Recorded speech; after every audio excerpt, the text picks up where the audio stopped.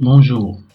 Comme vous le savez, en mathématiques, il y a deux activités principales, les activités de calcul et les activités de démonstration. Dans cette vidéo, on va faire le point pour les élèves sur les démonstrations mathématiques. Allons-y. Une démonstration mathématique est un raisonnement qui utilise des résultats théoriques, par exemple des propriétés des théorèmes et des formules déjà établies, pour parvenir à une conclusion que personne ne pourra pas contester ou contredire. Personne ne pourra pas nous contredire si notre raisonnement est basé sur un langage commun qui est la logique. Autrement dit, notre raisonnement doit être logique pour ne pas se contredire. Un raisonnement est logique s'il respecte les règles de la logique. La plupart des raisonnements mathématiques sont basés sur des lois logiques.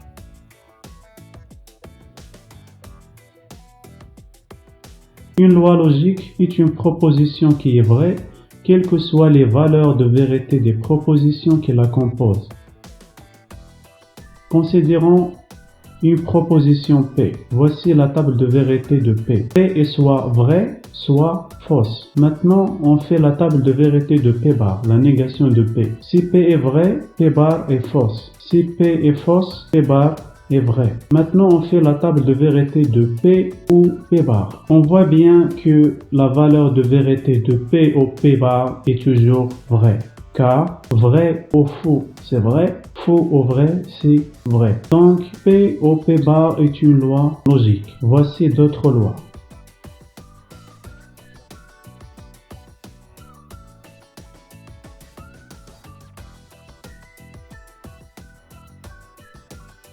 Pour démontrer une assertion de type il existe au moins x appartient à E, tel que P de x, il suffit de donner un exemple d'un x qui convient. Et pour démontrer une assertion de type quel que soit x dans E, on a P de x est fausse, il suffit de donner un exemple d'un x qui ne convient pas. On appelle cela un contre-exemple à la propriété P.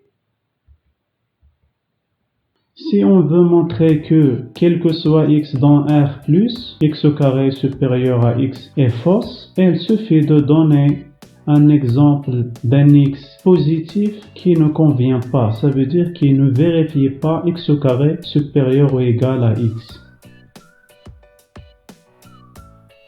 Prenons par exemple x égale 1 sur 2. On a 1 sur 2 au carré égale 1 sur 4 supérieur à 1 sur 2. C'est faux. Ça veut dire que 1 sur 2 ne convient pas. Cela prouve que l'assertion est fausse.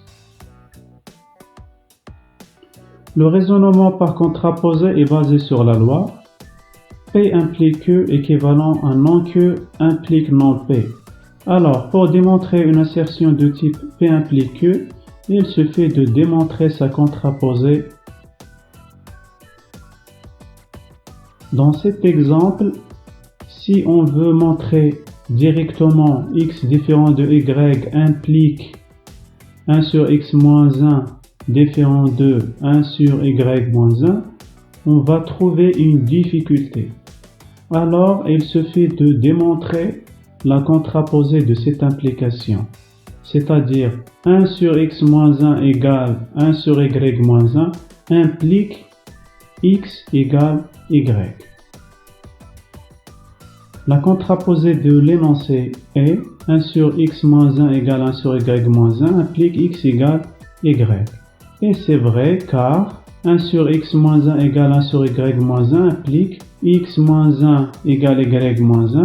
On simplifie par moins 1, on trouve x égale y. D'où x différent de y implique 1 sur x moins 1 différent de 1 sur y moins 1 par contraposé.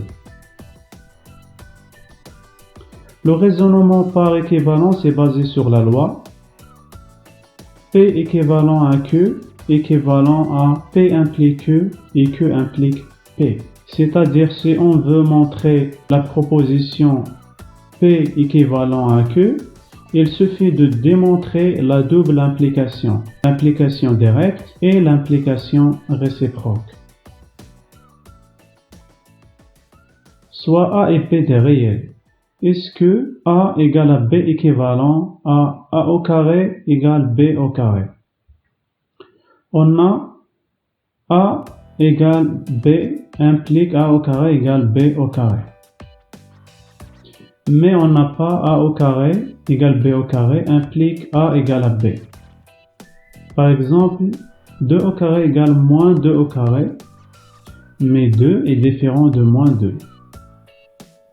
Donc, on a l'implication directe, mais on n'a pas la réciproque.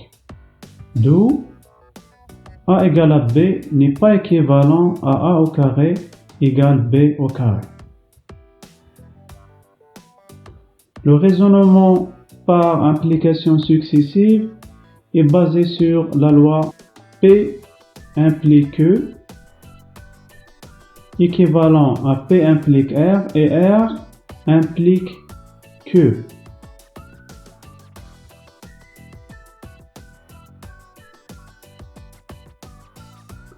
Montrons par application successive que, quel que soit x dans l'intervalle moins 1, 3, x au carré moins 2x plus 2 est compris entre moins 4 et 13.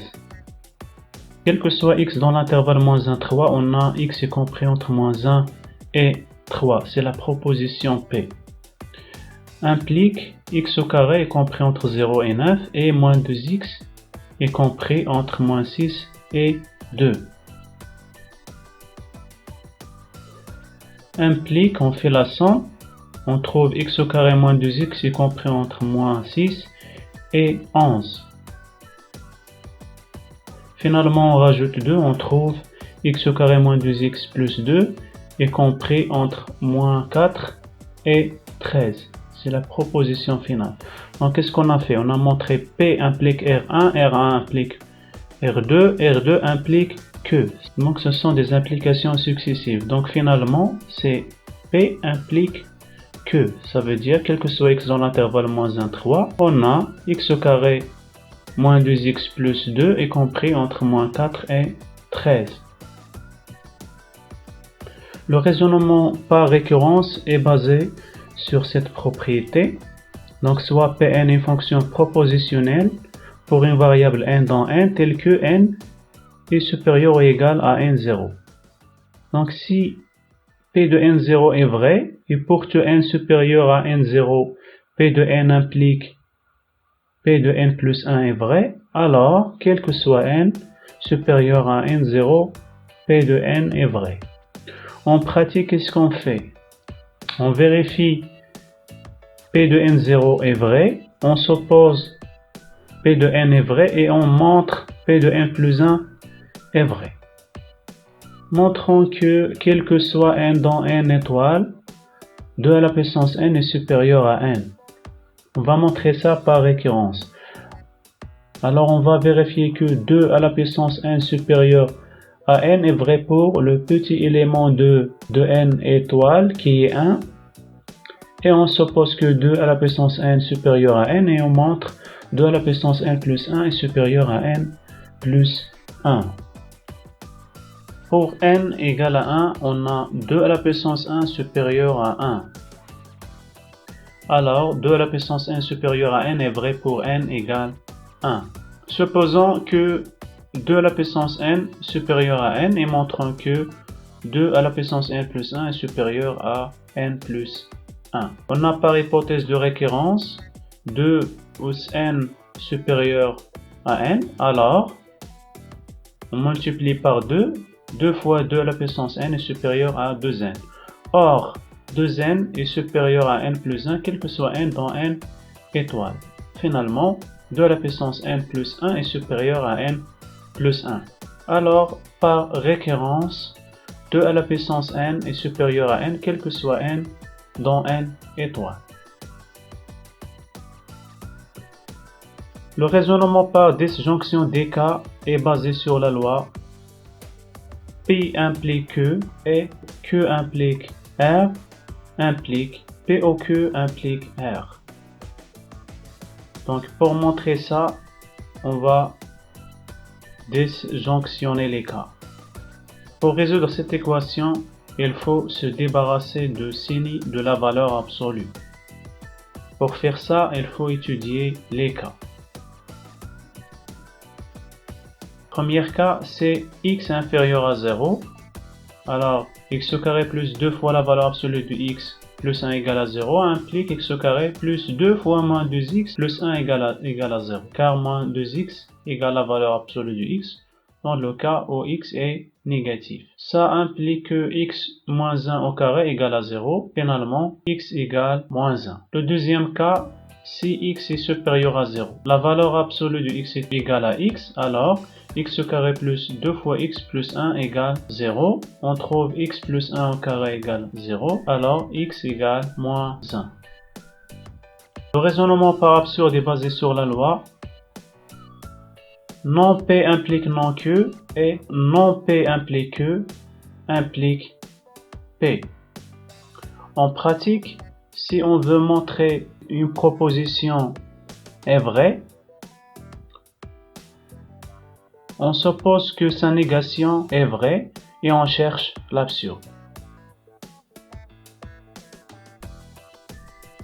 Dans cet exemple-là, si ABC est rectangle, il va vérifier la propriété de Pythagore. Donc, on va supposer que ABC est rectangle.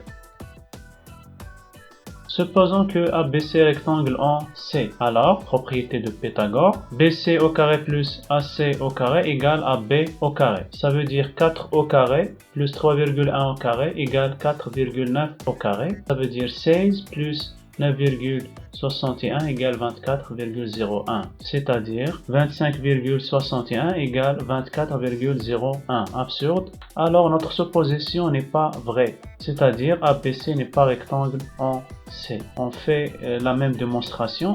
On trouve que ABC n'est pas rectangle en A et B. Donc finalement, ABC n'est pas rectangle en aucun point.